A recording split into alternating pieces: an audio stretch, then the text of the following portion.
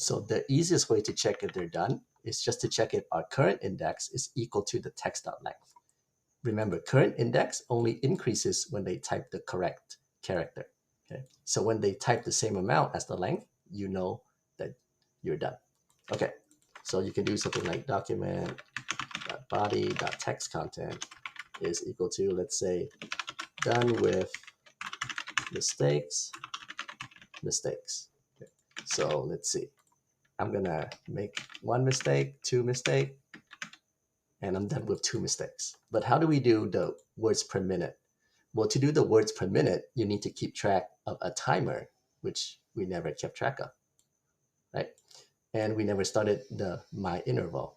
So right here, when you call handle typing, I'm gonna set my interval is equal to set interval. And this would just, let's make it run every 200 milliseconds. And every time, the timer would just plus equals 0.2, right? So we're gonna run this function 5 times every 1 second so we can be more accurate, all right? So after they press start, we call handle typing, and then handle typing sets my interval. And then when we're done, we need to clear interval, my interval. Yeah. Okay. So now we have the timer. How do we get the words per minute? To get the words per minute, we need to know how many we got correct. So let's do const correct count is equal to the total text.length minus the mistakes that we kept track of. Okay. So this way we don't have to also keep track of the correct. We can just use basic math. Right? And then let's do const word per minute will be equal to the correct count divided by the timer. Remember, the timer is in seconds. Okay? So this is how many we got correct in 1 second, but we want 1 minute. So we're multiplying by 60, and then we want words per minute, and the average English word has 4.7 characters. Okay? So that's going to be our words per minute. And then we can also do accuracy. Yeah, that's right. So accuracy is the correct count, right, over the total that they got, text.length, times 100 for the percent.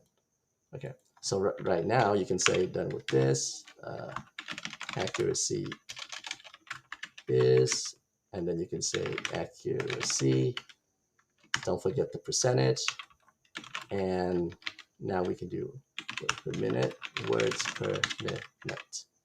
Okay, so now let's try. My name is Philip, and I'm gonna press start. So now our timer started. My name is Philip.